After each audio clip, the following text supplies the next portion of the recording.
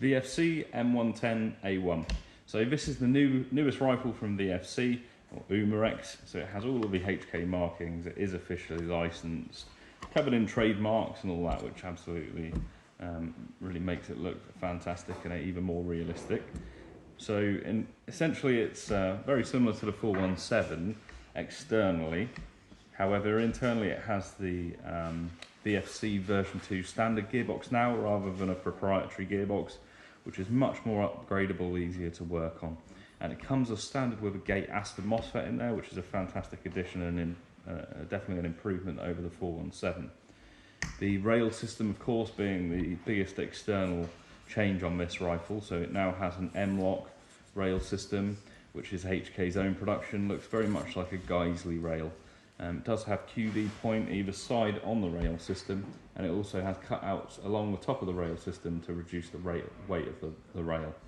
The rail can be removed via these two large bolts here, and then it just comes off your standard barrel nut setup. The outer barrel itself is a 16-inch outer barrel, and it does have some mock gas parts along the barrel as well, with a gas piston hidden inside the rail. As you can see, the rifle does come with two transition sights, so these are 45-degree offsets. They are metal again, they do have trademarks for Troy Industries, and they are flip up and flip down via the push button. So that's your front sight. Obviously your rear sight has a battle adjustment and then a peep sight hole as well. Charging handle wise, so if you put the charging handle back nice and stiff, it gives you access to the rotary hop unit, so it gives you nice fine hop adjustments on that one. And then there's two releases as per 416A5, so you can release the bolt here, or you can release the bolt with this larger button there. The magazine catch, as well as you can see, is also ambidextrous, and so is the fire selector.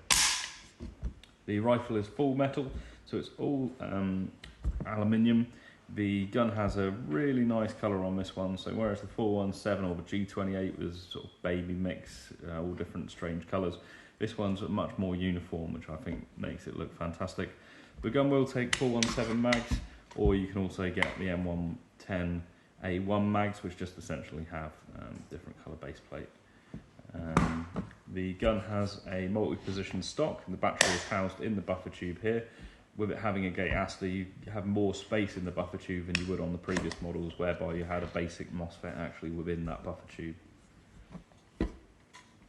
On the other side then, as I explained previously, you do have ambidextrous controls, so bolt release, mag catch and fire selector are all ambidextrous.